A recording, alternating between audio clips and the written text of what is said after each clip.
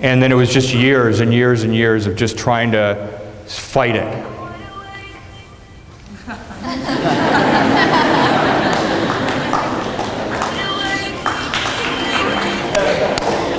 But I want to share.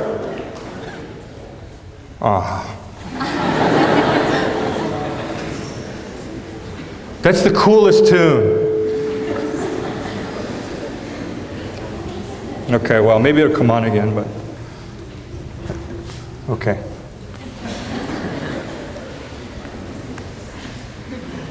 So here's what happened.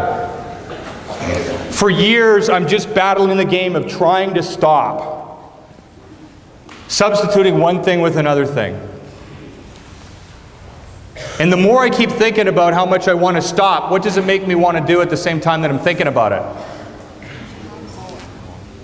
The more I think about, I got to stop smoking cigarettes, I got to stop smoking cigarettes, what am I also thinking about?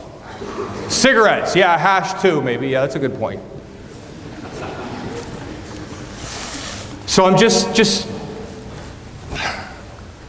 fighting, just a life of survival. I ended up, eventually I couldn't take it anymore, I gave up, I stopped smoking crack, I stopped smoking alcohol,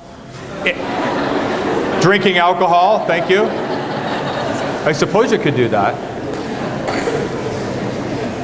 And I checked myself into a rehab center, a treatment center, even though I'd gotten off the hard drugs.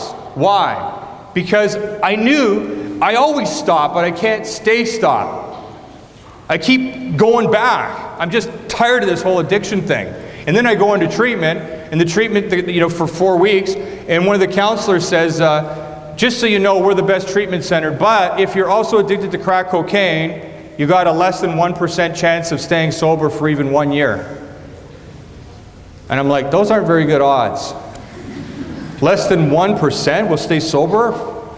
And so all of a sudden, I said to myself, I don't care about my headhunting firm, my business. I don't care about anything. All I got to do is I got to get obsessed with whatever it's got to take to be that less than 1% to break free.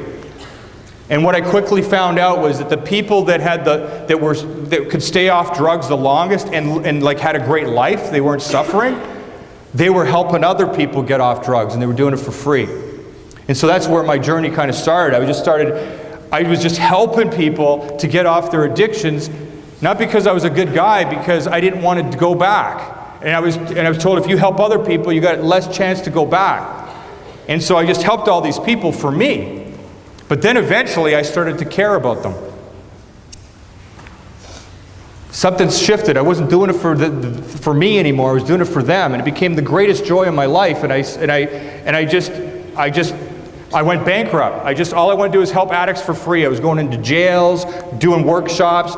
I set up every Toronto detox center. That's where drug addicts go in Toronto for All Addictions Anonymous. And when I went bankrupt, I was the richest I'd ever been. I had this little room, and I had to give away all my possessions so that I could fit in it. And it was the most richest I ever felt, because every day I was helping an addict for free. That sounds weird. It was like such a joy to help people, to just know for once I'm being useful in this world. I'm doing something that makes a difference.